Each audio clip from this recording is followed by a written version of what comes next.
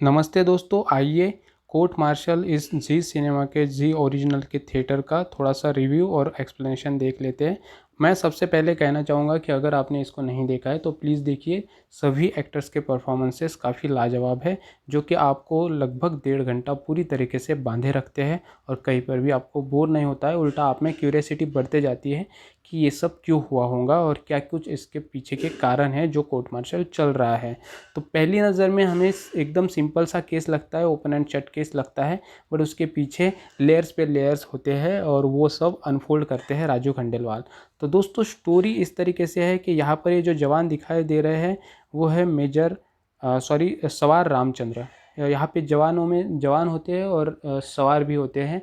जो कुछ हमारे आर्मी फोर्सेस है उनमें जवान होते हैं और सवार भी होते हैं। तो यहाँ पर सवार रामचंद्र ने अपने 2 सीनियर ऑफिसर्स को मार दिया है पहरा लगाते वक्त, और उसी का जो कोर्ट मार्शल है वो यहाँ पे चल रहा है। भले ही सवार रामचंद्र ये नहीं चाहते हैं कि उनके तरफ से कोई भी बयान जारी हो, और वो चाहते नहीं है कि इस केस को खूब अच्छी तरीके से लड़ा जाए। वो चाहते हैं कि मुझे बस सज़ा दी जाए। बट ये जो पैनल है कोर्ट मार्शल के लिए बैठे हुए, उन सभी को जानना होता है कि ये सब क्या हुआ है। तो जो अपने राजुल खंडेलवाल है वो यहाँ पे सब कुछ एक्सप्लेन करते हैं। तो काफ़ी बहुत सारी बयानबाजी यहाँ पे होती है और बाद में पता चलता है ये जो एक ऑफिसर है इनको भी मारने की कोशिश सवार रामचंद्र ने की है, और इनके एक साथी है उनको उन्होंने मार दिया है। तो काफ़ी सारे पुलिस वाले इनको रोकते हैं, बट स्टिल वो इनको मारने की हमेशा कोशिश करते हैं। बहुत सारी आर्गूमेंट्स और जो चीज़ें हैं वो यहाँ पे होती है, कम्युनिकेशन होता है, हर कोई अपनी अपनी दलील मानता है यहाँ पर, और काफ़ी सारे जो सबूत और बयान है वो लिए जाते हैं, और जो भी आंखों देखी चीज़ें हैं वो हर कोई अपने अपने तरीके से बताता है। बट जो सवार रामचंद्र है वो वहाँ पर कुछ भी नहीं बताते हैं।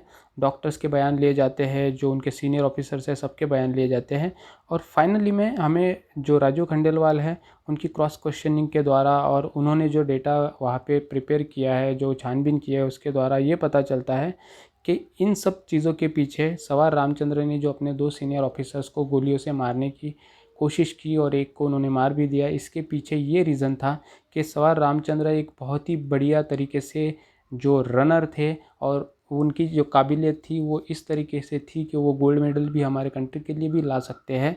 तो ऐसे में जो सीनियर ऑफिसर्स उनके हैं, जिनके ऊपर उन्होंने ये जो सीनियर ऑफिसर्स है जवान जो दिख रहे हैं मुझे वाले इधर के, उनको भी इन्होंने मारने की कोशिश की, क्योंकि ये सीनियर ऑफिसर्स भी एक अपना अच्छा खासा रनिंग में रिकॉर्ड उनका है, बट उनके रिकॉर्ड को सवार रामचंद्र अभी बीट कर रहे हैं। अब यहाँ पे ये जो ऑफिसर है ये बड़े ख़ानदान से आते हैं और सवार रामचंद्र एक निचले परिवार से आता है, गरीब परिवार से आते हैं। तो ये जो ऑफिसर है इनसे ये बर्दाश्त नहीं होता है। वो क्या करते हैं, सवार रामचंद्र की एक दिन तबीयत भी ख़राब होती है तो उनको ट्रीटमेंट अच्छे से लेने नहीं देते हैं, और साथ ही साथ उनकी जो ड्यूटी है उसको चेंज करके अपने घर पे उनकी ड्यूटी लगा देते हैं। और जब उनके बर्थडे पार्टी होती है बेटे की तो उसको उसकी जो पोटी है वो भी साफ़ करवाने लगाते हैं। सवार रामचंद्र उससे मना कर देता है कि मैं पोटी साफ़ नहीं करूँगा उनके बच्चे की। तो वहाँ पे भी ये नीचे वाली हरकत वहाँ पे करते हैं, उनको गालियाँ देते हैं और उनका टैलेंट जो है दबा कर रखने की कोशिश करते हैं, उनको रनिंग के लिए भी नहीं जाने देते। उसी के साथ में वो जो ऑफिसर है वो अपने बीवी को भी मारते हैं, और उनका मतलब बिहेवियर, इनका जो बिहेवियर है वो बहुत ही रूड रहता है अपने बीवी के साथ भी। उनकी बीवी भी एक बयान जारी करती है जहाँ पे बताती है कि किस तरीके से एक हैवानियत के तौर पर ये बिहेव करते हैं। तो इन सब चीज़ों की वजह से तंग आकर हमेशा अपनी जो सीनियर ऑफिसर है उनसे गालियाँ खा खा कर और अपने मतलब समाज के लेवल पर गालियाँ देते हैं, वो उनको चिढ़ा के बोलते हैं, हर चीज़ में उनको नीचा दिखाने की कोशिश करते हैं। ये सब सहन करते करते आता है सवार रामचंद्र, बट एक लेवल पे उनसे सहन नहीं होता है और वो फाइनली दोनों ऑफिसर्स को गोलियों से मार देता है। अब जब वो पहरा देते हैं तब ये दोनों आ रहे होते हैं वहाँ से गाड़ी पर, तो वो दोनों को गोलियों से मार देता है। वो हालांकि उनमें एक ये ऑफिसर बच जाता है, बट इनको भी मारने की कोशिश करता है।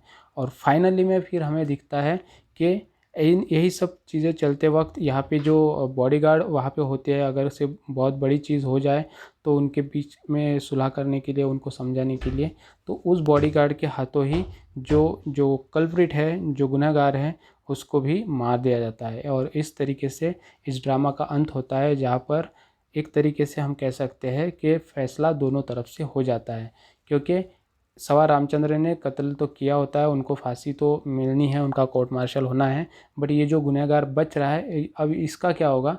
तो इसको भी मतलब यहाँ पे जो बॉडीगार्ड होता है उनके तरफ से एक गोली हाथापाई में चल जाती है, तो वो भी वहाँ पे मर जाता है। इस तरीके से इस ड्रामा का अंत होता है और काफ़ी अच्छे तरीके से दोनों पार्टीज़ में आर्गुमेंट दिखाई गई है और डेफिनेटली आपको एक बार इसको देखना चाहिए।